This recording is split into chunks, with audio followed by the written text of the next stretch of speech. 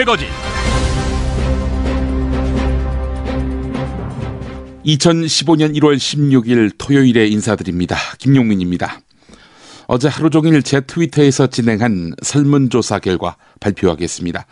더불어민주당이 김종인 씨를 선거대책위원장으로 영입했는데요. 이와 관련해서 어떤 입장을 갖고 계신가 여쭤봤는데 가장 적게 선택된 답 순서부터 보자면 7% 모르겠다, 9% 반대한다였습니다. 그리고 29%가 향후 행보를 보고 판단하겠다였습니다. 3분의 1 정도가 유보적인 태도를 보였네요. 가장 많은 55%는 김종인 영입에 찬성한다는 뜻을 표했습니다. 이 설문조사에는 4,360명의 트위터리안이 참여했습니다. 반드시 알아야 할 뉴스로 이어가겠습니다.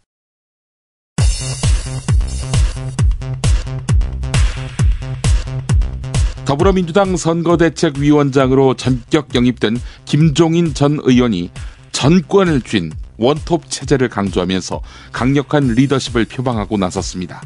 박근혜 대통령을 통해 실현하려다가 실패한 경제민주화를 앞세우면서 당을 정책정당으로 탈바꿈시킬 것도 다짐했습니다. 김종인 전 의원의 말입니다. 더불어 잘 살게 하는 것이 경제민주화입니다. 더불어민주당이 총선에서 국민의 믿음을 다시 얻는데 전력을 다할까 합니다. 더불어민주당 정대철 고문이 어제 국회 정론관에서 탈당 기자회견을 했지요. 기자회견을 하면서 동반 탈당 의사를 밝힌 전직 의원 43명을 호명했습니다. 자, 그런데 그 명단에 박광태, 강훈태 두 전직 광주시장이 동의 절차 없이 포함돼서 논란이 일고 있습니다. 전라북도의 더불어민주당 의원 9명 전원이 탈당을 하지 않기로 결의했습니다. 김성주 의원은 트위터를 통해서 더불어민주당 전북 의원 9명 전원은 더민주를 지키기로 하고 돌아오는 월요일에 기자회견을 한다고 밝혔습니다. 박영선 더불어민주당 의원이 신당 창당을 준비 중인 안철수 의원과 어제 저녁 만찬을 함께한 것으로 확인됐습니다. 결단이 임박한 것 같습니다. 박근혜 대통령이 대국민 담화에서 노동 5법 처리 방침을 밝혔지요. 국회의 협조를 구할 일인데 정작 여당인 새누리당의 김무성 대표는 발표 직전까지 이런 내용을 전혀 모르고 있었던 것으로 나타났습니다. 원유철 원내대표, 김정훈 정책위 의장 등은 알고 있었던 것으로 알려졌는데요. 김무성 대표가 이 같은 내용을 추궁하는 기자들에게 뭐라고 답했을까요? 들어보시죠. 원유철 대표한테 못 들으신 건가요? 다른 질문 해주십시오. MB 사돈가인 효성그룹 조성래 회장이 회사 돈 1,300여억 원을 탈세한 혐의로 징역 3년의 실형을 선고받았습니다. 그러나 건강상의 이유로 법정 구속은 미연했습니다.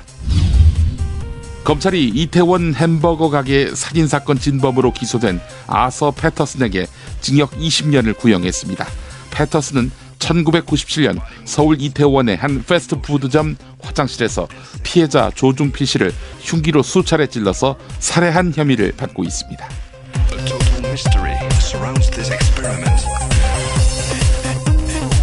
김용민의 뉴스 매거진 광고 듣고 오겠습니다. 김치가 다 같은 것 같죠? 아니요, 이담채는 진짜 다르죠.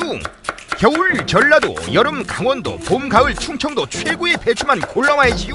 소금 영광에서 직송된 최고의 국산 천점이 기본 아닌가요? 아, 고춧가루와 파, 마늘 괴산 영천에서 건강한 놈들만 가져와야 해요. 우와, 재료가 반이라고 하던데 역시 이담채네요.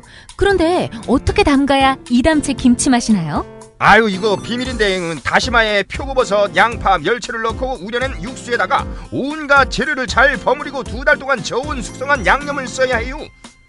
근데 흉내내봐야 소용없어. 30년 연구한 레시피에 30년 김치만 만든 손맛을 따라갈 수 있겠슈? 이담채 김치. 안내와 주문은 검색창에 이담채를 입력하세요. 전화는 1544-4586 1544-4586. 새싹당 콩차를 매일 아침 정말 간절히 마시면 전 우주가 나서서 도와줍니다. 당신을 진실한 사람으로 만들어드립니다.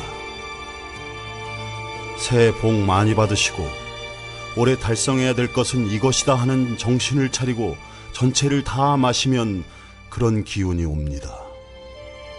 새싹 땅콩차, 남자의 시간을 충전하세요. 전창걸닷컴으로 오세요. 070-8635-1288 070-8635-1288. 자기는 정말 훈남이고 자상하고 스마트한데, 그런데 잠잘 때는 아니야. 정말 아니야. 진짜 엽기야. 그럴 수밖에요. 그렇게 코를 골아대는데 본의 아닌 결례 이제 그만. 간편하고도 반영구적인 코골이 방지기구 24,000원이면 됩니다. 심한 코골이와 수면 무호흡 걱정 마세요. 99% 감소 효과를 보장합니다. 검색창에 코골이 119, 코골이 119를 입력하세요. 문의는 1566-0783. 조선에 딸로서 잘하는 죄밖에 없는데. 남북 통일 만세! 새날이 올 때가 불리한 진술을 거부할 수 있습니다. 김무성 나와! 이런 민주주의를 안 할 새끼야!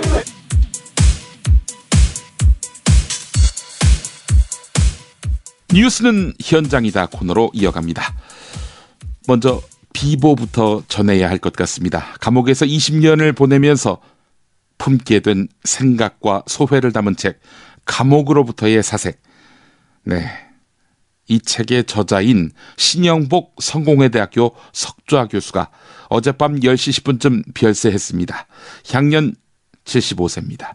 출판업계에 따르면 신영복 교수는 2014년 희귀 피부암 진단을 받고 투병 중이었으며 암이 다른 장기로 전이되면서 끝내 숨지고 말았습니다. 경제학자인 신영복 교수는 서울대 경제학과와 서울대 대학원을 졸업한 뒤 육사에서 경제학을 가르치는 교관으로 일하다가 1968년 통일혁명당 사건으로 무기징역형을 선고받았습니다. 20년 20일을 복역하다가 1988년 광복절 특별 가석방으로 출소한 신 교수는 그 뒤 성공회대 강단에서 후학들을 가르쳤습니다. 신영복 선생이 생전 젊은이에게 남긴 말이 있는데요. 작년 팟캐스트 노유진의 정치 카페에서 남긴 이야기인데요. 들어보시죠. 지금 우리나라 비정규직이라든가 청년 실업 문제를 당장 해결할 수 있는 어떤 획기적인 방법 사실 없어요. 네. 한동안 아마 굉장히 힘든 세월을 젊은 사람들이 살아야 되지 않을까 생각이 드는데 중요한 것은 이 청년 시절을 잃지 않아야 되는 거예요. 한 사람의 일생에 있어서 입지전적인 그런 성공 사례가 참 많죠. 아무리 세속적인 의미에서 성공한 사람이라고 하더라도 그 사람의 일생 속에 꿈과 이상에 부풀었던 청년 시절이 없다면 네. 저는 그 사람의 일생은 실패라고 봐요. 청년 시절의 꿈과 이상 이걸 잃으면 안 돼요. 아무리 힘들더라도. 그거 크게 돈 드는 건 아니거든요. 그걸 나는 잊지 말아달라고 부탁하고 싶고 그러기 위해서 꼭 어디 가서 뭘 봐라. 어떤 전략적인 그런 가장 이상적인 어떤 여행지가 따로 있지는 않을 것 같아요. 다만 나는 여행지에서 중요한 것은 남아있는 어떤 유적보다는 그곳에서 살고 있는 사람들을 만나는 게 참 좋다. 네. 제가 질문 받기도 합니다. 다녀보신 중에 어디가 참 기억에 남습니까? 물론 로마라든가 고대 유적 이집트라든가 이런 것들도 기억에 남지만 가장 기억에 남는 것은 그곳에서 만났던 사람들이 있는 곳이거든요. 네, 그래서 나는 젊은 사람들도 어떤 가시적인 큰 규모의 유적들 앞에서 감탄하기보다는 그 속에서 그래도 나름대로 최선을 다하면서 살고 있는 사람들과의 만남, 그 만남을 소중하게 생각하고 그걸 통해서 또 자기 삶의 어떤 꿈과 이상을 사람을 중심으로 이렇게 키워가는 게 필요하지 않겠나 생각을 합니다. 김종인 더불어민주당 선거대책위원장은 문재인 대표는 선대위 발족과 함께 권한을 모두 내려놓는다 하는 것을 전제로 나를 영입했다면서 그것이 지켜지리라 본다라고 밝혔습니다. 문재인 대표 역시 같은 입장이지요. 김종인 위원장은 SBS 라디오 한수진의 SBS 전망대에 출연해서 안철수 신당인 국민의당과 연대가 선거를 앞두고 어떻게 진행될지 모르겠지만 빠져나간 사람들이 연대를 하려고 했다면 빠져나갔겠는가 라면서 연대가 가능한 사람들끼리는 연대가 가능할지 모르겠지만 나는 기본적으로 안철수 의원이 나가면서 선언한 자세를 놓고 봤을 때는 그 연대가 쉽지 않으리라 생각한다라고 밝혔습니다. 인터뷰 내용 들어보시죠. 뭐 전통적으로 내려오는 그런 거대 야당이 뭐 일부 이탈로 인해 가지고서 뭐 흔들리는 모습을 갖다 보이고 만약에 이러한 상황이 지속이 된다고 할 것 같으면은 한국 민주 발전에 있어서도 별로 그렇게 도움이 된다고 생각하지 않아서 이 당의 면모를 갖다가 좀 바꾸면서 국민들의 소위 이런 그 지지를 갖다가 끌어낼 수 있는 정당으로 변모를 시켜줘야 되겠다고는 그런 생각이 들어서 뭐 제가 오랜 이 권유 끝에 수락을 하게 된 겁니다. 오랜 권유를 받으셨다. 예, 문재인 대표로부터 오랜 권유를 받으셨다는 말씀이신 거죠? 그렇죠. 너무 참 진지하고 참 내절하게 그런 요청이 있었기 때문에. 지금 문재인 대표 반대편에 서셨잖아요. 지난 대선 때만 해도. 예. 그래서 새누리당 박근혜 대통령의 이 승리를 이끌지 않으셨어요? 예. 그래서 뭐 지금 정치적인 도의가 좀 부족한 거 아니냐, 뭐 새누리당에서는 이런 반응도 나왔네요. 2012년이 아니라 그 전서부터 상당 기간 동안 그 다음 대통령은 박근혜 대통령이 될 수밖에 없겠다는 이런 판단에서 조력을 갖다 했는데 실질적으로 2011년 12월 달에 저희 비상대책위원회 쪽으로다가 이제 이 지도체제가 변경이 될 적에 뭐 날 보고 나라를 위해서 좀 도와달라는 말씀을 갖다가 하셔서 그 당시에는 야권에 있어서는 누가 뭐 대통령 후보인지 이런 것이 전혀 예측이 불가능할 때였어요. 그래서 제가 이제 응당을 하고서 박근혜 대통령을 갖다가 대통령에 당선시키는데 크게 협조를 해야 되겠다 해서 그 당시에는 또 참여를 한 겁니다. 그러면 만약 그때 더 빨리 결정됐더라면 문재인 대표를 도와주셨을지도 모르겠네요. 그 당시에는 내가 문재인 대표하고 전혀 관계가 없었어요. 그래요? 예. 뭐 세간에서는 박 대통령에 대한 배신감, 경제 민주화 공약을 저버리는 데 대한 실망감이 작용한 게 아니냐, 뭐 이런 시각도 있는데요. 나는 무슨 그런 걸 갖다가 배신이라고 그렇게 느끼지도 않아요. 실제적으로 나는 대통령에 당선시켜야 되겠다는 그런 약속도 했고 내가 틀림없이 대통령이 되실 거라고 생각하니까 내가 이 협조를 갖다 했던 건데 그 다음에는 뭐 대통령 되고 나시고 난 다음에는 뭐 본인의 의사대로다가 국정을 운영할 수밖에 없는 거기 때문에 뭐 거기에서 일단 나는 뭐 선거 끝난 이후로는 나는 내가 지켜야 할 그런 위치로 다 돌아가 버린 거죠. 아니 근데 경주 민주화 공약이 제대로 잘 실천되지 않는 데 대해서 뭐 여러 번 실망감을 표시하지 않으셨습니까? 가급적이면 뭐 공약을 좀 지켜줬으면 좋겠다 하는 이런 쪽으로 초기에 내가 몇 번 좀 언론에 얘기를 한 적이 있는데 그것이 별로 받아들이지 않았기 때문에 그동안에 내가 별로 그에 대해서 일체 얘기를 갖다가 삼가했고 내가 그래서 언론에도 출연을 안 했던 겁니다. 그 안철수 의원과도 가깝지 않으셨습니까?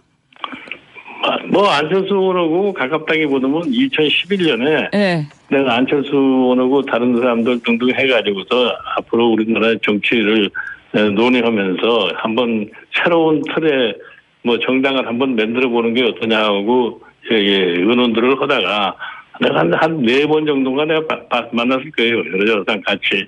그러다가 그때 벌써 좀 사고하는 방식이 좀 달랐기 때문에 실망을 하신 거군요. 나는 거기서 이제 빠져나와 가지고서 그 이후로는 거의 뭐 대통령 선거 끝나고 재작년까지만 해도 저는 나하고 접촉이 없었던 사람이에요. 탈당 이후에 안 의원이 좀 많이 변했다, 달라졌다는 평가도 나오고 있는데 위원장께서는 여전히 부족하다고 보시는 것 같아요? 글쎄 한 사람의 그 DNA라는 것이 그렇게 일시적으로 변한다고 나는 그렇게 보지는 않습니다.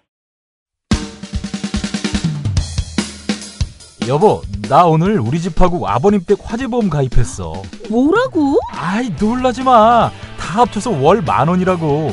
월 10,000원 화재보험 카페에서 가입한 거라니까. 월 10,000원 화재보험 카페에서 집 2채를? 남들은 집 한 채를 30,000원에서 40,000원에 가입하던데? 화재와 배상 책임은 기본이고 도난, 보이스피싱까지 보장해준대. 정말? 대박! 텔레비전, 냉장고, 김치냉장고, 에어컨, 세탁기, 전자레인지 고장나면 수리비용까지 보장해준다고. 월 10,000원 화재보험 카페라고 했지? 나도 알려줘. 우리 친정도 가입하게. 10,000원 화재보험 카페. 전화번호 02849-9730. 한 집이 가입해도 또 두 집이 가입해도 월 10,000원인 화재보험 카페 02849-9730으로 전화하시면 10년차 베테랑 손해보험 전문 설계사가 연중 무휴 상담해드립니다. 메모 못하셨나요? 전화번호 02849-9730.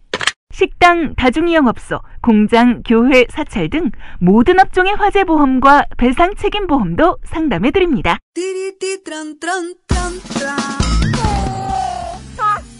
스마트폰, 물통, 무료지, 아이패드, 패스트푸드 음식. 승용차 안이 지저분해요. 이게 섞이지 않도록 몽땅 넣을 수 있는 멀티 포켓 어때요? 한 손으로 스마트폰 보면 팔이 아파요. 목에 거는 스마트폰 거치대, 이거면 고민 끝. 우와, 아이디어 장렬. 어디서 살 수 있어요? 즐거운 아이디어, 재미있는 쇼핑몰 재미월드요.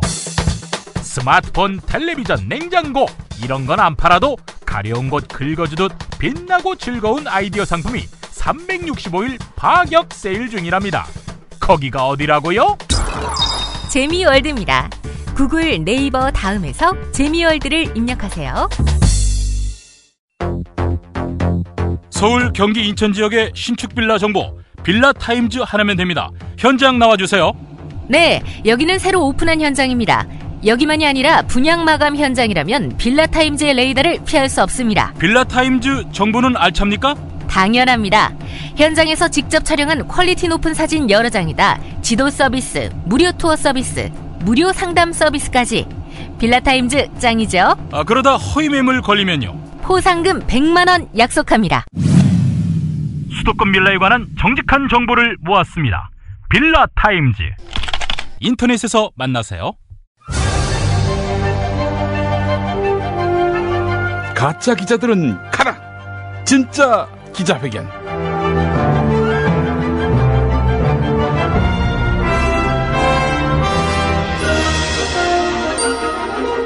지금 대한민국 대통령께서 입장하십니다. 네, 육근희 대통령과 대한민국의 오늘을 짚어보는 시간입니다. 욕통령님 어서 오십시오. 안녕하십니까. 젊은이들 어디로 다 갔어. 알고 보니 다 중동 갔네. 예, 주인공 욕근입니다. 네, 그 말씀이 있고 나서 얼마 뒤에 청소년인 김모군이 IS가 있는 시리아로 갔죠. 야, 씨발 진짜. 아이, 죄송합니다. 제가 웬만하면은 올해부터는 비꼬지 않기로 했는데 새해부터는 좀 개과천선하며 살기로 했는데 제가 욕통령님 또 빈정상하게 했군요. 아니, IS가 아니라 아이스야, 아이스. 내가 몇 번 얘기했어. 아이스라고 2번이나 했잖아. 그럼 아이스지. 내가 아이스면 아이스야. 아무리 말이야, 팟캐스트 진행자라도 그렇지 그렇게 방송을 날림으로 해도 되겠어? 예, 알겠습니다. 앞으로 아이스라고 하겠습니다. 며칠 전에 대국민 담화 기자회견을 하셨죠. 오늘 거기서 말씀하신 내용 중에 하나를 더 여쭤보려고 합니다. 욕통령님께서는 기간제법은 양보할 테니 나머지 노동사법이라도 통과시켜야 한다, 이렇게 말씀하셨습니다. 왜 그래야 합니까? 얘는 69만 개의 일자리를 창출해야 할 거 아니야? 아니, 일자리 창출이 확실합니까? 얘는 야, 내가 거짓말하는 거 봤어? 네, 지금도 거짓말 하시잖아요. 지난번에 얼마나 거짓말 많이 하셨는데. 서비스 산업이 발달하면 69만 개의 일자리가 생긴다는 한국개발연구원 KDI의 연구 결과가 있다고. 욕통령님, 청취자 항의가 들어왔습니다. 욕통령님이 너무 말씀을 잘하셔서 전혀 안 똑같다는 거예요. 그러니까 지금처럼 어디 연구 결과를 이렇게 들이내미시면서 논리적으로 말씀하시면요, 사람들이 당황해하고 혼란스러워합니다. 그래, 여기 종이에 적힌 게 69만 개야. 그래, 응? 이거 보좌관이 써준 거야. 응? 보좌관이 여기 종이에 69만 개라고 적어서 난 읽었을 뿐이라고. 어? 야, 내 보좌관이 내가 읽는 건데 설마 근거도 없이 지 꼴리는 대로 썼겠니? 콜! 맞습니다. 꼴린다. 바로 그런 표현을 쓰셔야 됩니다. 그래야 욕통령님답습니다. 근데 말이죠, 그 69만 개 일자리가 생길 거라는 한국개발연구원 KDI 자료를 보면은 이런 내용도 있습니다. 현재 정부가 추진하고 있는 서비스업 개혁이 이러한 결과, 즉 69만 개 일자리를 보장하는 것은 결코 아니다, 이렇게 돼 있습니다. 그냥 아니다가 아닙니다. 결코 아니다, 이렇게 돼 있어요. 야, 막말돼지, 너에 대해서는 항의가 안 들어오니? 막말돼지가 씨발 통계 내밀고 논리적으로 이야기하니까 존나 짜증난다는 그런 항의 안 들어왔냐고. 예, 좋습니다. 그럼 전 이렇게 얘기하겠습니다. 정부가 69만 개를 얘기했단 말이죠.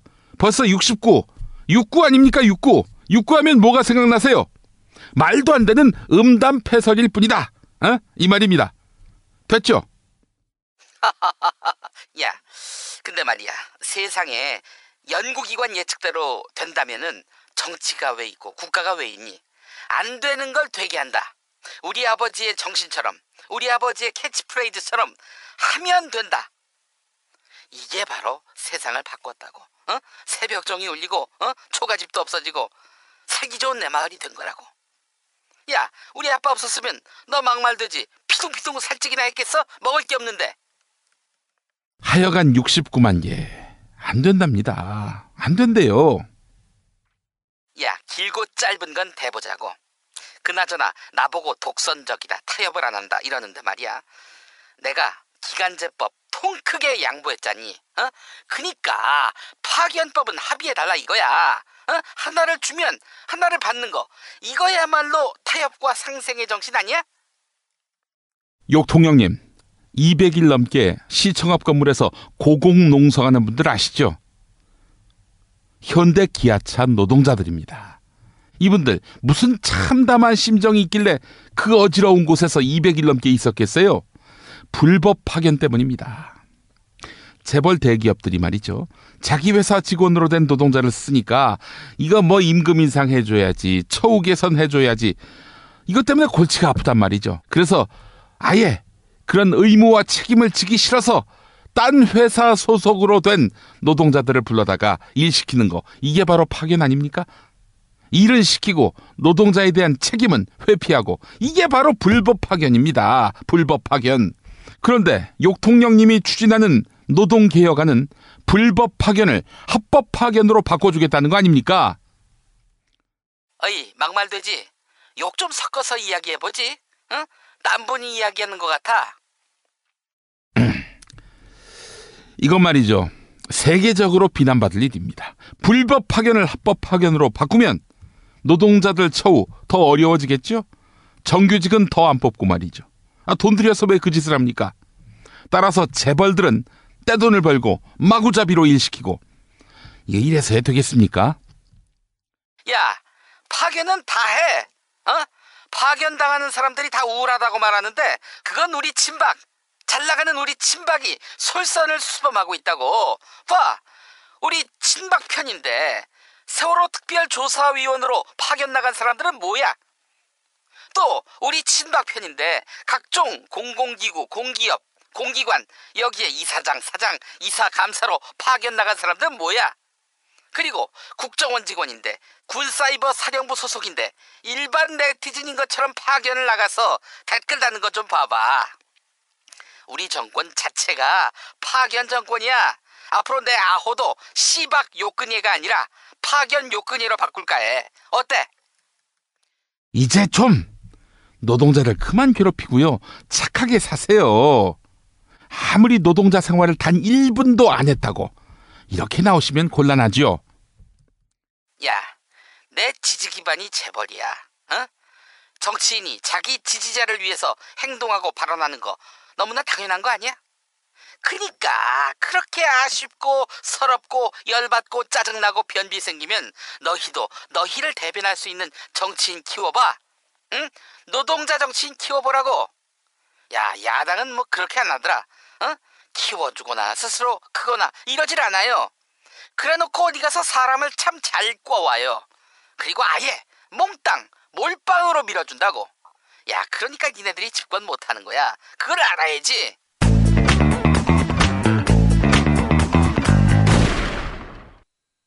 정치 한 건에서 시간입니다. 오늘도 한겨레 정치부 김태규 기자 연결합니다. 김 기자님. 네, 안녕하세요. 예. 아, 정말 문재인 대표 신의 한 수를 둔 건가요? 일단 좀 그런 것 같습니다. 예, 네. 일단 나오는 결과가. 네. 예. 이 새누리당 비대위원 출신이고, 박근혜 대통령 경제 멘토여서, 네. 사실은 뭐 개혁성, 참신성, 이런 부분에서는 좀 떨어진다라고 판단이 됐는데 말이죠. 네. 근데 김종인 전 비대위원, 원톱의 네. 선거대책위원장 임명, 이 부분은 네. 뭐 상당히 지금 정가에 큰 파장을 일으키고 있고, 또 앞으로 네. 총선 전망을 밝게 해준다, 이런 평가들이 나오고 있는데요. 일단 이것부터 하나 정리해 보지요. 예. 공동 선대위원장이다, 이런 네. 보도가 있었고요. 네네. 아니다, 원톱이다, 네. 이런 전망도 있었고요. 뭐가 정확합니까? 애초에 문재인 대표는 공동 체제를 염두에 뒀었던 것 같습니다. 예. 그래서 이제 천정배, 박영선 이런 얘기도 나왔고요. 그리고 상임위원장, 김종인 위원장을 상임으로 두고 복수의 이제 공동 선대위원장을 둔다는 구상을 갖고 있었던 것 같았는데, 예. 김종인 전 위원장은 이 제안을 이제 거절을 한 것 같아요. 그래서 오늘 이제 기자회견을 했는데, 예. 이렇게 얘기를 했습니다. 어떻게 해서 그런 말이 나왔는지 모르겠지만, 실질적으로 수락할 때 공동선대위원장 전제로 하지 않았다. 단독 선대위원장을 전제로 수락했으니까 그런 네. 얘기는 신경 안 쓴다. 이렇게 잘라서 말했습니다. 한마디로 원톱으로 해야 된다, 예. 압박을 한 거군요. 네. 그러니까 그동안에 어찌 보면 이쪽 민주당 쪽에 그 집단 지도 체제가 예. 되는 것도 없고 안 되는 것도 없는 그런 여러 가지 어려움에 봉착했다, 이제 그런 얘기들이 많았거든요. 예. 강력하게 본인이 전권을 쥐고 선거 전략을 총지휘하겠다. 예. 그런 이제 의지를 나타낸 것 같습니다. 예. 자, 근데 어제 조간을 보니까 말이죠. 천정배 의원, 지금 국민회의 네. 창당을 준비하고 있는데 말이죠. 네. 이 천정배 의원을 또 선대위원장으로 끌어들여서 네. 유동치는 그 호남 민심을 다 네. 잡겠다, 이런 전략도 있었던 것 같은데, 그러면 네. 이거는 뭐 물 건너가게 된 건가요? 물 건너갔다고 보기는 어려울 것 같은데, 일단 문재인 대표 쪽에서는 그거를 통합이라는 장치로 끌어오려고 하는 것 같아요. 네. 예, 통합이라고 한다면 이제 다시 장이 새롭게 펼쳐지는 것이기 때문에 천정배 의원으로서도 지금 상당히 좀 어려운 상황이거든요. 예. 예, 원래는 호남 세력의 개혁을 기치로 들고 이제 나갔고, 안철수 의원이 나오길래 네. 그런 부분과 같이 그런 이념을 가지고 그런 공감을 가지고 손을 잡을 수 있을 거라고 생각했는데, 예. 호남 현역 의원들이 지금 다 안철수 의원 쪽으로 간 거잖아요. 예. 예, 천정배 의원은 지금 호남 현역 의원들이 다 물갈이 대상, 개혁 대상이라고 봤는데, 예. 지금 안철수 신당이 호남 현역 의원들 중심으로 지금 구성이 되다 보니까, 예. 본인이 지금까지 해왔던 어떤 개혁의 명분과도 맞지 않고, 그리고 자기 쪽에는 사람도 붙지 않고, 네. 원래는 권은희 의원이 면담까지 했는데 또 안철수 신당 쪽으로 갔잖아요. 예. 그런 좀 진퇴양난, 어찌 뭐 되는 일이 없는 그런 상황에서 예. 일단은 그냥 더불어민주당의 혁신 상황을 보고서 같이 할 수 있지 않을까 아마 지금 그런 생각을 하고 있어요. 예. 그래서 안철수 신당보다는 더불어민주당과 함께 할 수 있다는 생각을 좀 갖고 있는 것 같고, 예. 예, 그런 차원이라면 나중에 뭐 통합이 언제 될지 모르겠지만 통합 과정에서는 선대위원장이라든지 그렇게 흡수가 가능하지 않을까. 문재인 대표나 천정배 의원이나 아마 그런 생각들을 하고 있는 것 같습니다. 예, 그러면 천정배 의원이 더불어민주당과 제휴할 것이다 이렇게 보시는 거군요? 일단은 먼저 안철수 의원 쪽으로 가겠냐 더불어민주당으로 가겠냐 이렇게 물어보신다면 예. 더불어민주당으로 갈 확률이 더 높다고 말씀드릴 수 있겠습니다. 예. 근데 오늘 또 천정배 의원 같은 경우에는 네. 더불어민주당과는 통합이 어렵다. 네. 일단은 독자 창당을 고수하는 입장을 밝혔거든요. 네. 어떻게 봐야 될까요? 이건 그냥 뭐 일단 지금 이 시점에서 덥석받는 거는 모양새가 그렇죠. 빠지니까. 예. 일단은 몸값을 더 올려야 되니까요. 네. 예. 물밑에서만 지금 얘기가 오가는 상황이라. 예. 네, 공개적으로는 일단 독자 창당을 얘기할 수밖에 없는 상황인 것 같습니다. 네, 알겠습니다. 여론조사 결과 유의미한 결과치가 좀 나온 모양인가 봐요. 예. 갤럽에서 여론조사를 했습니다. 한 달에 한 번씩. 예. 차기 정치 지도자 선호도를 이제 조사를 하는데. 예. 문재인 대표가 8개월 만에 1위를 차지를 했다고 합니다. 오호. 예, 16%가 나갔고요. 네. 2위는 안철수 의원 13%, 3위는 김무성 새누리당 대표 12%였고요. 예. 그대로 이제 박원순 서울시장, 오세훈 전 서울시장 이제 뒤를 이었다고 합니다. 네. 갤럽 그 여론조사가 문재인 대표가 이 지지도가 좀 적게 나왔었잖아요, 지금까지. 예.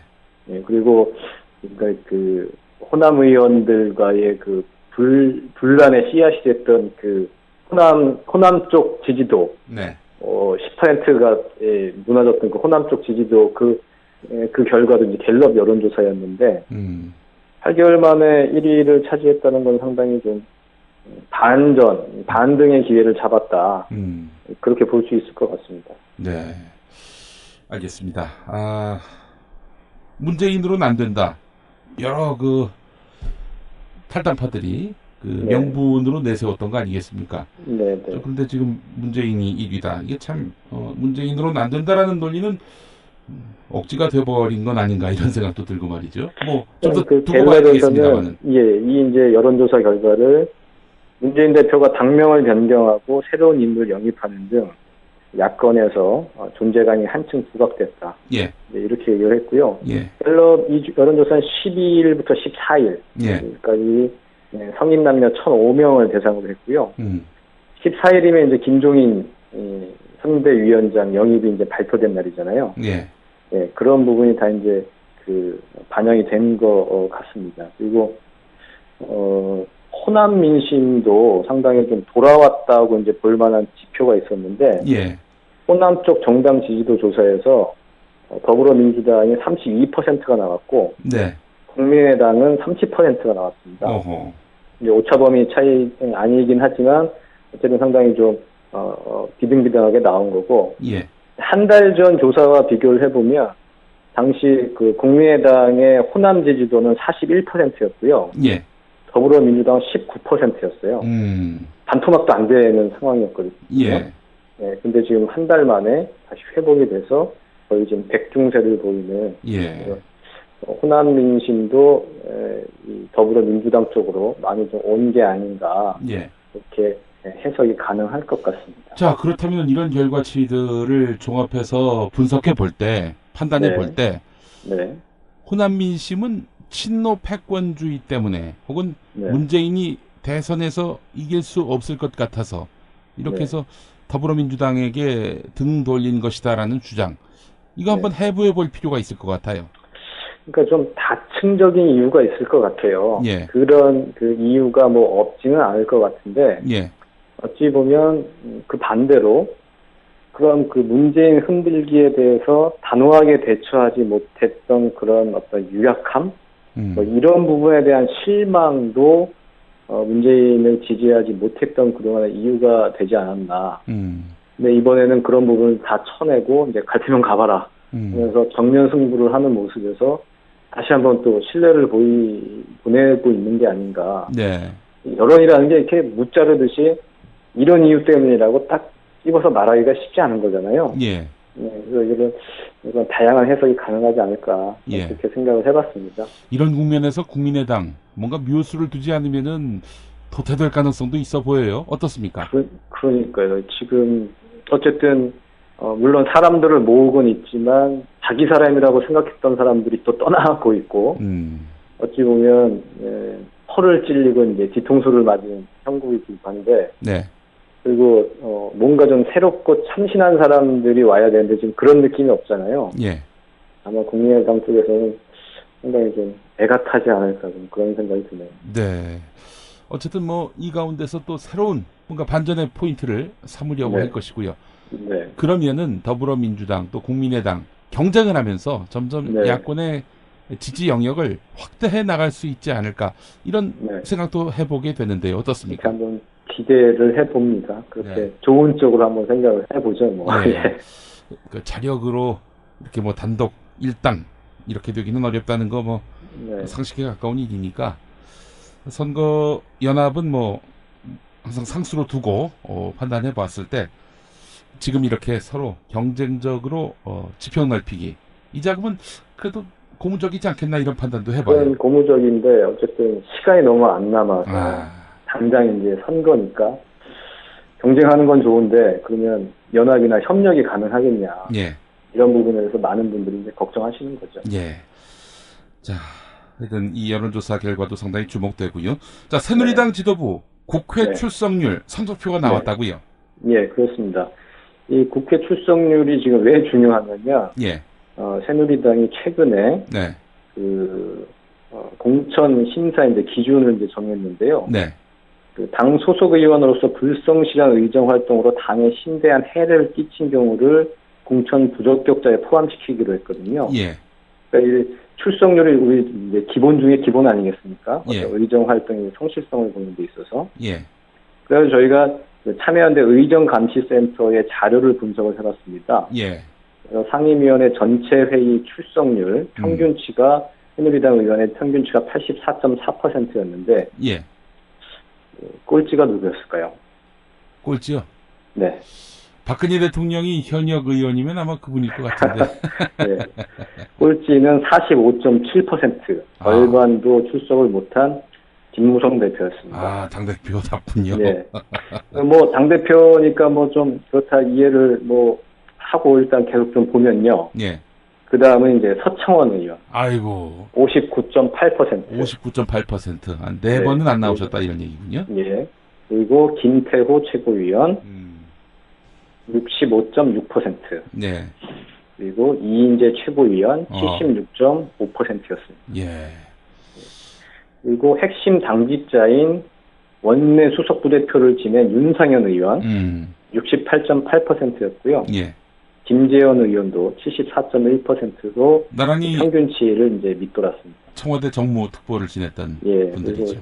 뭐 친박들이 이제 대부분이죠. 진실한 친박들. 진실한 친박들. 그럼 이제 뭐 이렇게 얘기를 할 수 있어요. 지도부는 그 당무와 여야 협상으로 바빠서 상임위 참석이 부진할 수밖에 없다. 이렇게 이제 변명을 할 수도 있는데 이 변명이 이제 통하지 않는 사례가 있어요.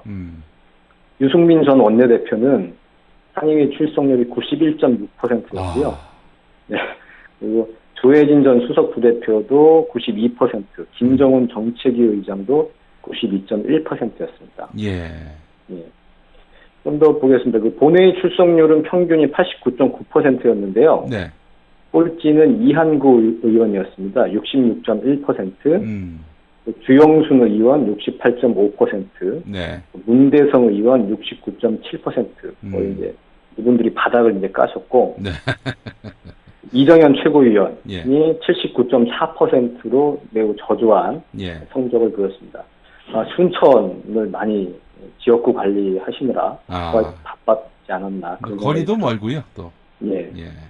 그리고 또 이 진박 감별서라는 조원진 수석 부대표도 78.8%로 평균치를 이제 크게 밑돌았습니다. 예. 진실하다는 분들이 이렇게 생독이 저조해서 해야 되겠습니까? 아니 이제 대통령한테만 진실하면 되니까 국회는 좀 소홀히 해도. 그나저나 이 유승민 의원 날리기가 쉽지 않겠네요. 이렇게 성적이 좋아서 웬만한 명분으로는 내쫓기 힘들 것 같은데요. 네. 뭐 유승민 의원은 그렇다 쳐도 지금 이 출석률이 낮은 친박 의원들을 어떻게 처리를 할지 참 궁금하네요. 네. 당에서는 이제 약간 실드를 치는 게 약간 그 빠져나갈 구멍을 얘기하는 게 출석률 외에도 법안 발의 실적 등의 다른 기준이 의정 활동에 이제 그 심사 기준으로 들어갈 수 있다고 이제 얘기를 하고 있는데요. 그 박근혜 대통령이 그 의정 활동 15년 동안 법안 발의가 13건이었거든요. 그걸 보면 이분들도 존경하는 박 대통령 그 닮아갔을 테고 법안 발의를 제대로 했을지 참 의문이네요. 아마 그 박근혜 대통령이 시행령 만든 거를 법안 발의한 걸로 치면은 아마 가장 점수가 좋지 않을까요? 실적 면에서. 대통령이나 돼야 그렇게 얘기를 할 수 있는 거고. 그죠? 그래요. 하여튼 당연히 그 높은 곳에 계신 분들이 솔선을 수범해야 될 텐데, 솔선을 수범하지 못하는 것 같습니다. 언니가 보고 있다 팟캐스트. 우리 정치바에서 만드는 거 아닙니까? 네네. 예. 청와대 출입 기자가 출연했다고요? 예, 청와대 출입 기자가 최초로 언니가 보고 있다 팟캐스트 최초로 출연을 어제 했습니다. 한겨레 청와대 출입 기자겠죠? 예, 한겨레 출입 기자 최혜정 기자가 출연했고요. 예. 요즘 최근에 가장 큰 관심이 대국민 담화와 기자회견 관련된 그 뒷이야기가 많이 관심이 큰데요. 기자들은 어떻게 뭐 질문 순서를 정하고 사전에 유출됐다는 그 질문안이 어떻게 유출되는지 그 경위, 그 여러분들께서 궁금해하시는 모든 내용을 어제 이제 녹음을 마쳤다고 하고요. 그 PD가 꽃미남 바텐더인 김원철 기자입니다. 오늘 지금 열심히 편집하고 있고 다음 주 월요일 오전 7시에 팟빵을 통해서 여러분께 서비스한다고 합니다. 이렇게 궁금하신 분들은 많이 들어주시면 될 것 같아요. 이렇게 홍보하실 만큼 뭔가 알찬 내용이 있는 모양이죠? 저는 듣지 못했는데 들어본 사람들 얘기 들어보면 상당히 들어볼 만하다고 후회하지 않을 거라고 그런 얘기를 하고 있습니다. 예, 알겠습니다. 언니가 보고 있다. 월요일에 올라온다고요? 월요일 오전 7시에 서비스입니다. 예, 꼭 애청해 보도록 하겠습니다. 김태규 기자 수고하셨습니다. 네, 감사합니다. 네. 공화국 참치논평 구이동 대양 참치를 맛보지 못한 국민 여러분은 진정한 참치 맛을 보기 위한 강도 높은 중대 조치를 취하실 계획을 표명하시고 곧장 구이동으로 달려오시기 바란다. 참치에 대한 체질적인 거부감과 적개심을 노골적으로 드러내는 분도 구이동 대양 참치에 오시면 추호도 용납할 수 없는 포악무도한 폭식 행위를 자행할 것이다. 구이동 대양참치. 월요일 참치데이 이벤트, 화요일 참치머리 서비스로 함께합니다. 주차장 걱정 마시고요. 대중교통은 서울 지하철 2호선 구의역 2번 출구에서 5분 거리입니다. 대양참치 구의점 02-455-8087. 여보, 좋은 꽃 배달 추천 좀 해봐. 회사에서 보내려고? 그럼 좋은 사람과 플라워지. 화환이나 조화가 7만 원도 안 돼. 결제도 적립금으로 가능하다고. 오, 그래? 근데 화환이나 조화 말고 이벤트를 위한 건데. 그거 역시 좋은 사람과 플라워. 꽃하고 케이크하고 샴페인하고 다 해서 10만 원도 안 된다고. 가격도 중요하지만 빨리 배달해야 돼. 그거 역시 좋은 사람과 플라워지. 전국 어디든 3시간 내에 배송이 된다고. 근데 누구한테 보내려고?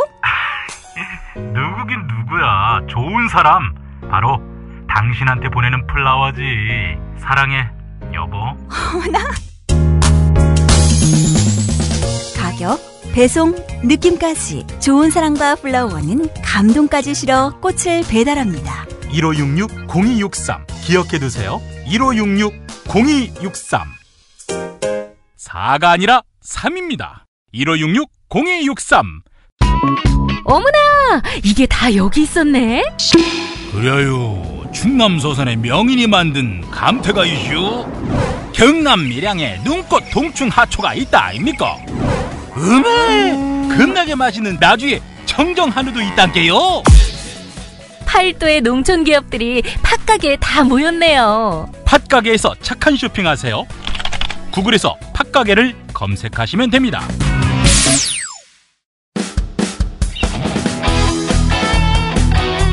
당신이 알아야 할, 또 우리 공동체가 알아야 할 뉴스, 김용민이 챙겨드립니다. 지금은 제1부 뉴스 매거진과 함께하고 계십니다. 경제의 속살을 들여다보겠습니다. 민중의 소리 이완배 기자 연결돼 있습니다. 이완배 기자님. 네, 안녕하십니까. 예, 1,300억 조세포탈 혐의.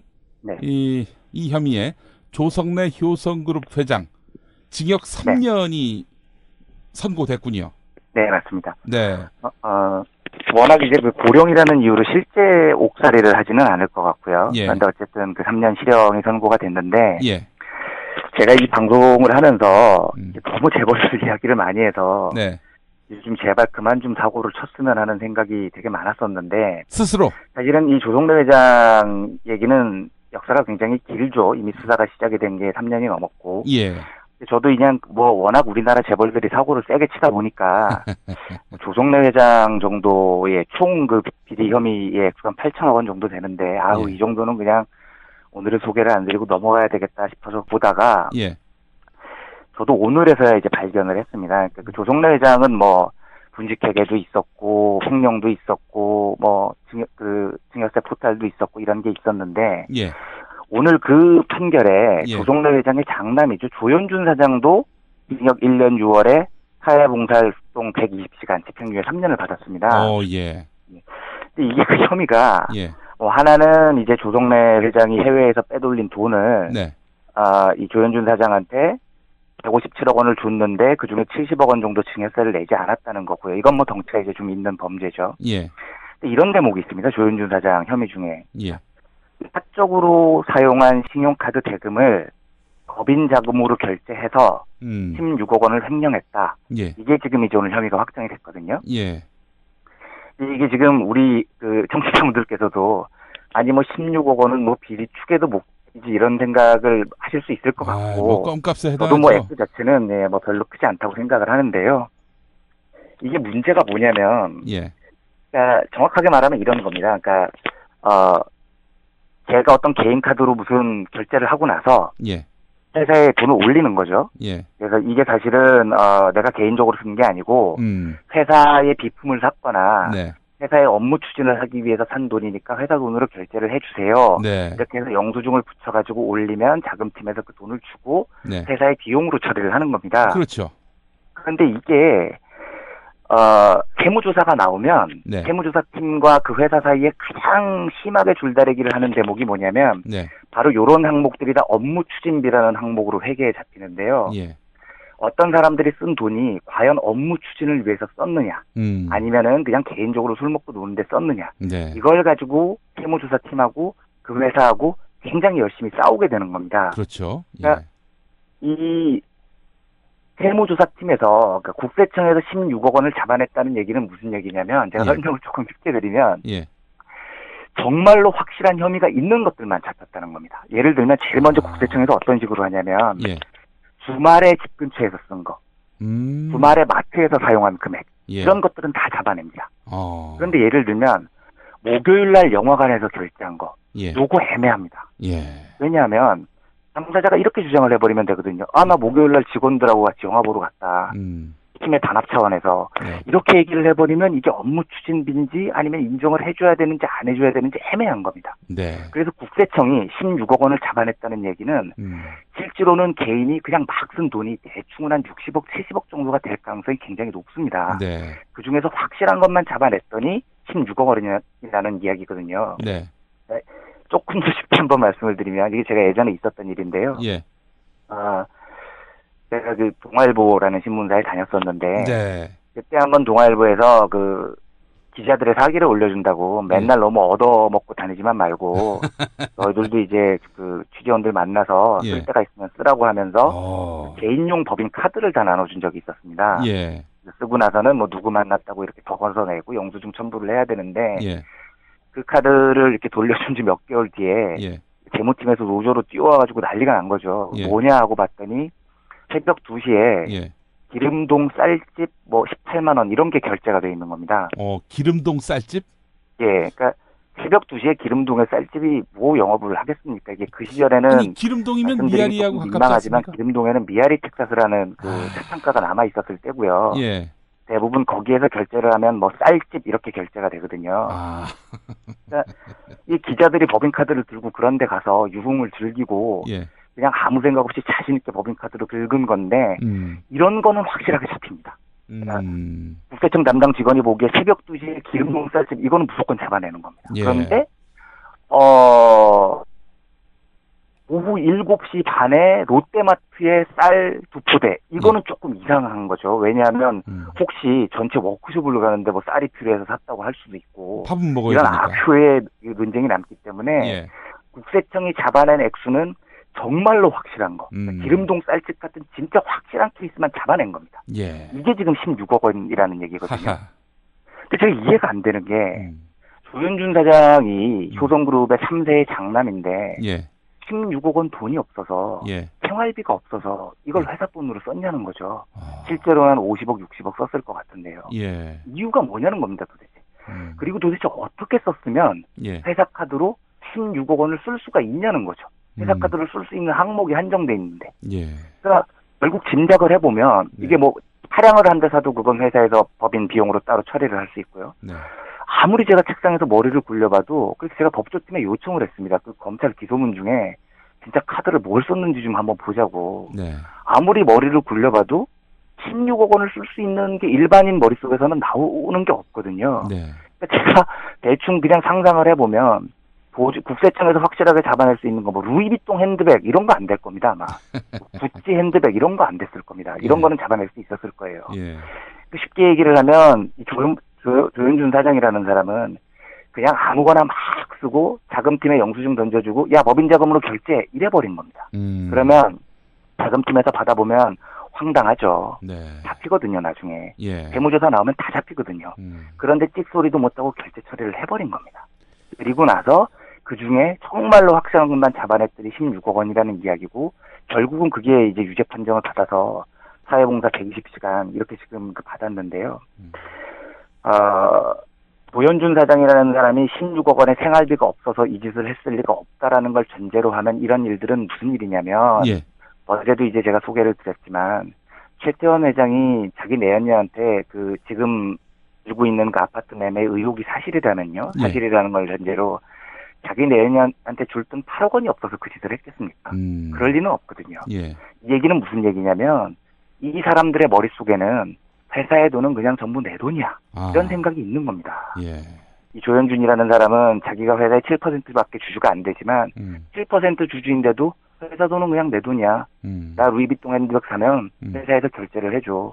최태원 회장도 그런 거죠. 그러니까 내가 K그룹은 다 내 거야. 뭐 주주들 다른 사람들이 있던 말든 상관없어. 나 불륜 저지르는데 돈 들어. 그러면 회사에서 결제를 해줘. 이런 사고방식이 있는 겁니다.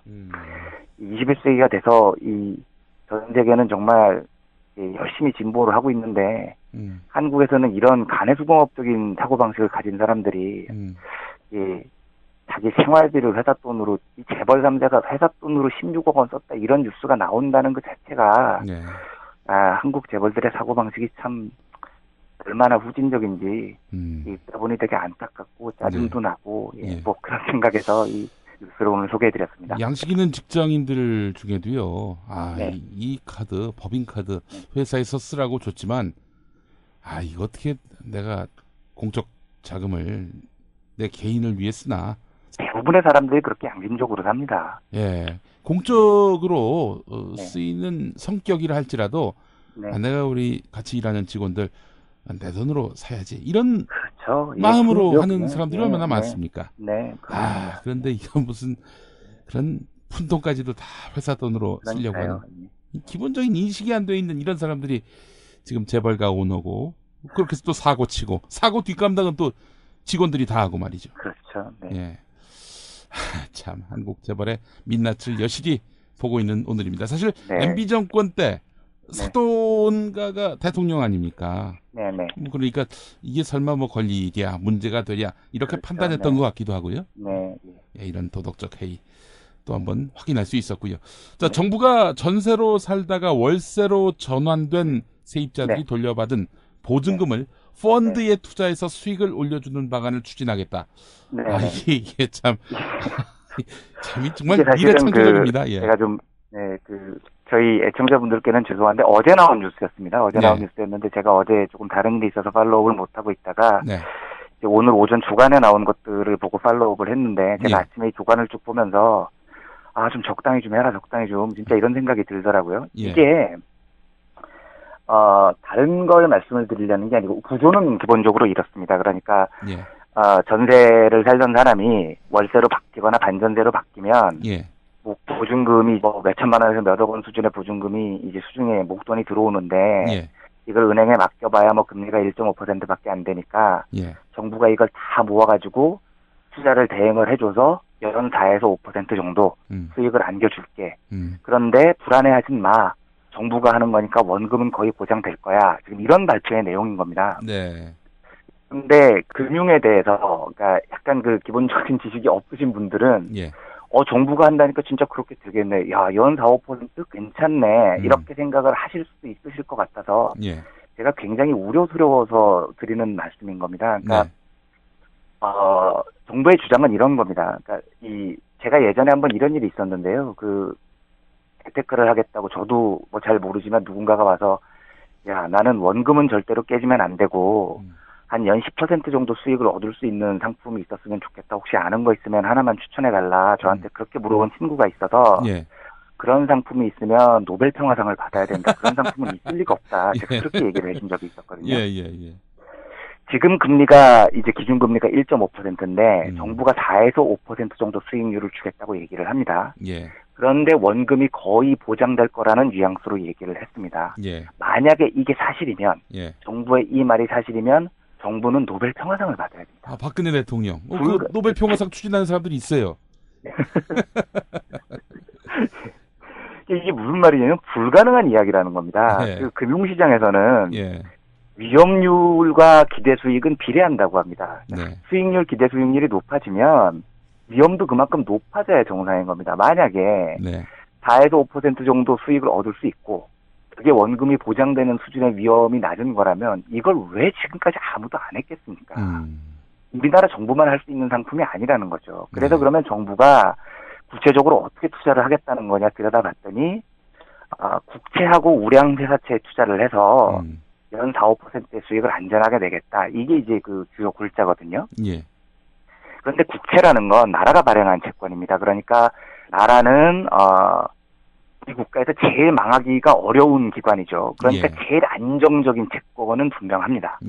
그런데 도대체 이 발표를 하면서 이 금융위원회 사람들이 그러면 국채 수익률이 얼마인지 보고 지금 발표를 했는지 아니면은 그냥 대놓고 사람들 보고 다 속으라는 건지는 모르겠지만 3년 만기 국채 금리가 지금 1.65%입니다. 1년 만기 국채 금리가 1년에 1.58%입니다. 이걸 투자를 해서 어떻게 4에서 5% 수익을 만들겠다는 얘기입니다.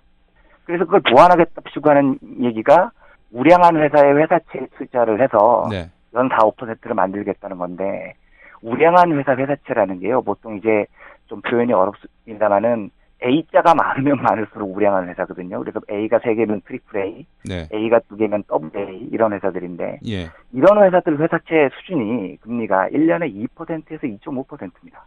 4에서 5%는 책도 되지 않죠. 네. 그러니까 제가 처음에 하도 놀라서 이제 이 얘기를 듣고 오늘 채권 펀드 매니저 한 분하고 통화를 했는데 예. 정부가 이런 발표를 했다는데 어떻게 생각하세요? 그랬더니 그게 무슨 헛소리예요. 첫 반응이 이거더라고요. 예. 우량 회사채와 국채 투자를 해서는 1년 수익률이 2% 평균 오가는 데서 넘을 수가 없습니다. 이건 구조적으로 그렇다는 겁니다. 예. 자, 그러면 정부가 주로 투자를 하겠다는 것 외에 사회 투자들이 있습니다. 어떤 투자들이 있냐면 정부의 발표입니다. 예. 뉴스테이 사업이나 네. 아니면은 공공사업 투자에 예. 돈을 밀어 넣어서 이걸 가지고 부족한 수익률을 만회하겠다. 예. 이게 정부의 보안이거든요. 예. 뉴스테이는 많이 알려져 있지만 주변 시세보다 훨씬 싼 가격에 우리 중산층에게 안정적으로 월세로 장기 임대를 해주겠다는 정부의 정책이었죠. 예. 그러면 상식적으로 월세를 주는 데는 주변 시세보다 훨씬 더 싸게 주겠습니다. 들어와서 사시는 분들 싸게 사세요. 이거거든요. 예. 그런데 그 뉴스테이의 국민들의 그 전세금 보증금을 투자를 하겠다는 건데 전세금 보증금을 투자를 하신 분들에게는 시중 기준금리보다도 훨씬 높은 4에서 5% 정도 수익을 내주겠다. 이렇게 얘기를 하는 겁니다. 예. 그러니까 뉴스테이의 기본은 시중에 그러니까 주변 시세보다도 훨씬 더 싼 월세로 우리 국민들에게 그 장기 임대 주택을 마련해 주겠다는 거고요. 예. 반대로 이 부동산 보증금 투자 풀제라는 건 이곳에 뉴스테이에 투자한 사람들에게는 뉴스테이라는 투자를 이용을 해서 기준금리보다 훨씬 더 높은 투자금을 돌려주겠다는 겁니다. 예. 이게 지금 상식적으로 말이 되냐는 거죠. 상식적으로는 투자한 사람에게 높은 투자금을 돌려주려면 장사를 잘해야죠. 예. 월세를 높게 받아야 되는 겁니다. 예. 그게 아니고 월세로 들어온 사람에게 혜택을 주려면 투자 수익률을 낮춰야 되는 겁니다. 예. 둘 중에 하나를 해야 되는데 도대체 무슨 요술 도깨비 방망이를 휘두르려고 하는지 월세로 들어오시는 분들에게는 월세 팍 낮춰드릴게요. 뉴스테이에 투자한 사람에게는 시중보다 훨씬 더 금리보다 높은 투자금을 드릴게요. 말 자체가 앞뒤가 안 맞는 말인 거죠. 결국은 해보면 알겠지만 절대로 뉴스테이를 시중보다 싼 월세로 국민들에게 제공을 하는 한 그 돈을 가지고 여기에 투자한 사람들에게 높은 투자 수익금을 준다? 불가능한 이야기가 될 겁니다. 예. 그리고 또 공공사업 분야에 투자를 해서 투자 수익률을 높이겠다는데 이게 지금 참 그 우리나라 정부가 정말 가지고 있는 큰 문제인데요. 예. 공공사업에 투자를 해서 왜 투자 수익률을 높이냐고요. 투자 수익률이 높아질 수 있는 사업이면 그게 공공사업이냐는 얘기냐는 거죠. 네. 공공사업이라는 건 공적 영역이기 때문에 투자 수익률이 높으면 안 되는 겁니다. 네. 국민들에게 공적인 혜택을 줘야 되기 때문에 투자 수익률을 포기를 해야 되고 그렇기 때문에 그걸 민영화를 하지 않고 정부가 대신하는 거거든요. 네. 예를 들면 이런 논리인 겁니다. 도로공사를 통해서 갑자기 고속도로를 쫙 짓습니다. 그런데 이게 공적인 영역이기 때문에 정부가 많이 지원도 해주고 그래서 고속도로 통행료는 민자보다 훨씬 더 낮은 수준으로 운영을 한다. 이게 공적 영역인 거죠. 그런데 전세금 투자풀을 모은 자금을 가지고 여기에다 투자를 해서 높은 수익을 보장해준다. 어떻게 할 겁니까? 고속도로 통행료를 높여야 되는 겁니다. 그러면 예. 그 수익률을 보장을 해주려면요. 예. 그러면 결국 고속도로 통행료를 높인다는 건 고속도로의 공적 영역을 포기를 하는 거죠. 이게 민영화 사업하고 뭐가 다르냐는 겁니다. 네. 공적 사업에 투자를 해서 높은 투자 수익률을 가지고 전세 투자금의 높은 수익을 보증해준다는 이 말 자체가 이 나라 정부가 공적인 영역을 얼마나 개떡으로 알고 있는지 여실히 드러내주는 이야기인 거거든요. 네. 그래서 결국은 우량회사채, 국채 이걸 가지고 4, 5% 수익률 절대 나지 않을 거고요. 네. 그다음에 공적 영역에 투자를 하면 공적 영역이 굉장히 훼손이 될 거고요. 그래서 나중에 만약에 위험이 있는 투자 수익률을 보장하기 위해서 생각보다 위험이 있는 회사채에 투자했을 때 투자가 잘못되면 당할 수 있는 손실과 이 정부가 지금 아무리 봐도 이 정책은 결국은 총선용 정책 같은데 기대만큼 수익률이 안 나왔을 때 그걸 메꾸기 위해서 사용하는 돈은 결국은 국민 세금으로 빠져나갈 가능성이 높습니다. 네. 아무리 선거가 앞에 있고 아무리 뭐 좀 국민들에게 표를 얻고 싶은 마음이 있다고 하더라도 적어도 상식선에서 정책을 추진해야지 정부가 투자를 한다고 해서 원금도 보장되고 4에서 5% 수익도 나고 이게 삼류보험 설계사가 우리 보험 가입하세요 하고 구라치는 거하고 뭐가 다르냐는 얘기하는 겁니다. 되게 이 뉴스를 보면서 야 우리 정부가 정말 너무 경제적으로 너무 쉽게 아무렇게나 약을 파는구나 하는 생각이 굉장히 안타깝기도 하고 화도 좀 되게 많이 났습니다. 이 뉴스에. 예. 알겠습니다. 이번 주도 이렇게 해서 마무리가 되는군요. 네. 예, 우리 이완배 기자님 한 주 동안 수고하셨습니다. 네, 고생하셨습니다. 네, 다음 주 월요일에 뵙겠습니다. 네, 감사합니다. 네.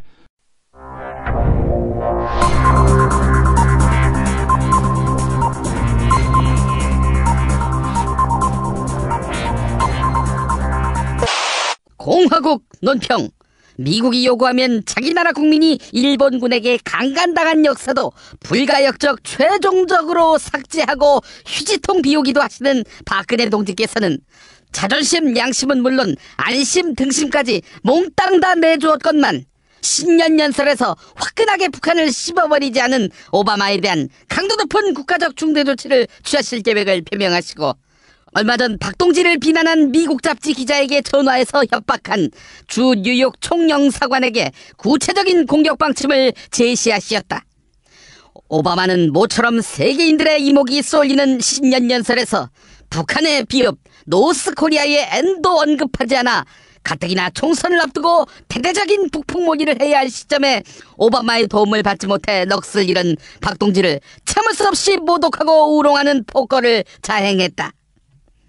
경애하는 박근혜 동지의 단호한 결단은 때마다 무기 사줘, 원하는 무역협정 다 맺어줘, 주한미군 뒷돈 챙겨주지, 사고치면 대신 뒷감당해주지, 미국에 대해 할 수 있는 모든 선의와 배려를 아끼지 않은, 그래서 마치 술 마시고 이튿날 속쓰리고 해롱해롱할 때 한 잔 마시면 곧바로 사람을 리셋해주는 고마운 전창걸의 새싹단 공짜 같은 박동지에 대한 은혜를 망각하고 배신하는데 더는 용납하지 않겠다는 강력한 응징의 의지다.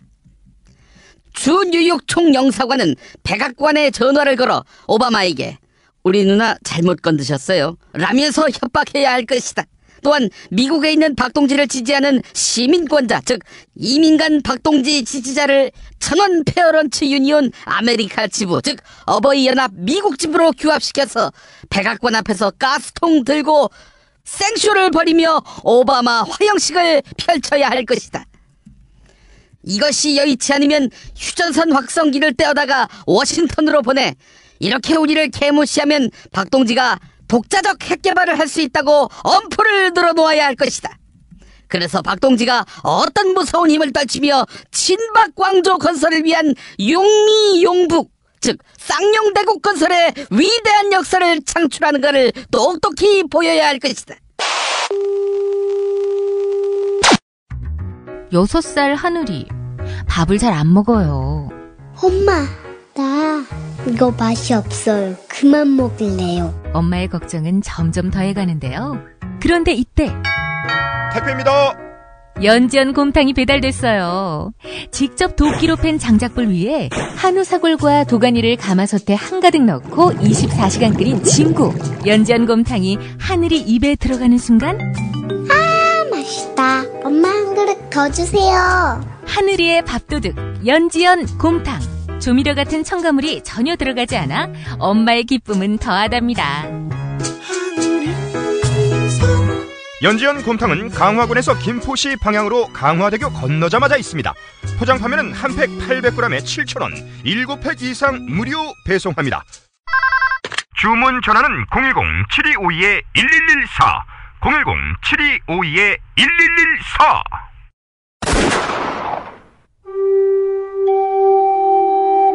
백성들이 학살당할 때 함께 피 흘리는 교회는 존경받습니다. 엘살바도르 군사 독재 정권에게 암살당한 오스카 로메로 대주교. 그의 발자취를 따라가 봅니다. 희망의 예언자 오스카 로메로. 1980년 남미 엘살바도르의 오스카 로메로 대주교는 가난한 사람들 편에 서서 불의한 세력과 저항하고 싸우다가 미사 도중에 총에 맞아 세상을 떠났습니다. 해방신학자 김군수. 그의 번역이 있기에 더욱 값지고 빛나는 책. 스코트 라이트가 쓰고 김군수가 번역한 희망의 예언자 오스카 로메로. 아르테에서 나왔습니다. 저 결혼 때문에 이제 집도 사야 되는지, 전세도 없고. 걱정이겠다. 나도 투자가 걱정이야. 어떻게 해야 될지 모르겠어. 근데요, 인터넷의 정보는 정말 믿을 수 있는지 모르겠어. 이거 다 찌라시야. 찌라시? 그럼 어디서 정보를 구해요? 그러게 나도 걱정이야. 어떡하지? 잠깐만요. 여러분들을 위해 선대인 경제연구소가 있습니다. 저성장 시대를 돌파하는 지혜, 푸짐한 혜택을 제공하는 선대인 경제연구소의 새해 이벤트에서 만나보십시오. 경제전망보고서, 주택시장 전망보고서, 성장형 우량주 선별법 보고서 등을 무료로 볼 수 있는 이번 기회 놓치지 마세요. 인터넷에서 선대인 경제연구소를 검색하시거나 문의전화 070-7584-2050.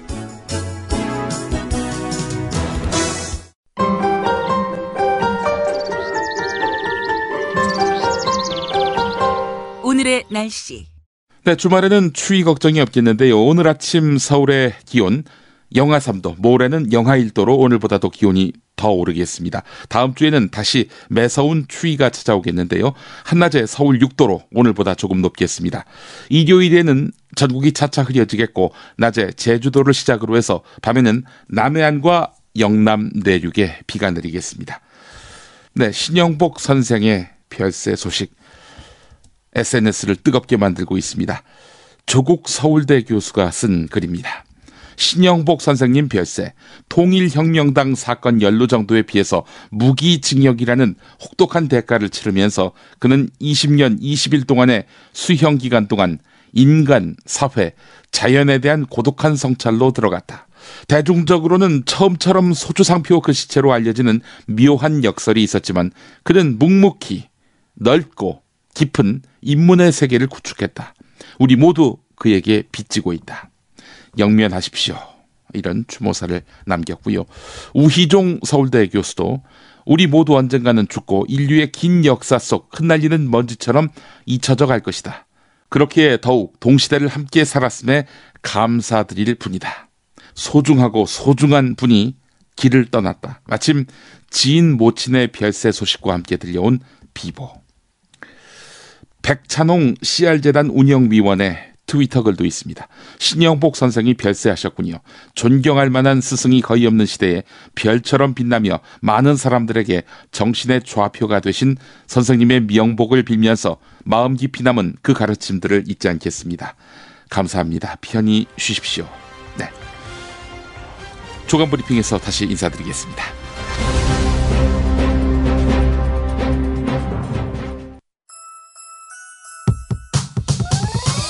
이번 방송 괜찮았나요? 작별의 여운 이렇게 표시해주세요. 다운로드하기, 댓글 달기, 구독하기, 별점 주기. 더 좋은 방송 만들어달라는 약속 이렇게 응원해주세요. 다운로드하기, 댓글 달기, 구독하기, 별점 주기. 기억하셨죠? 다운로드하기, 댓글 달기, 구독하기, 별점 주기.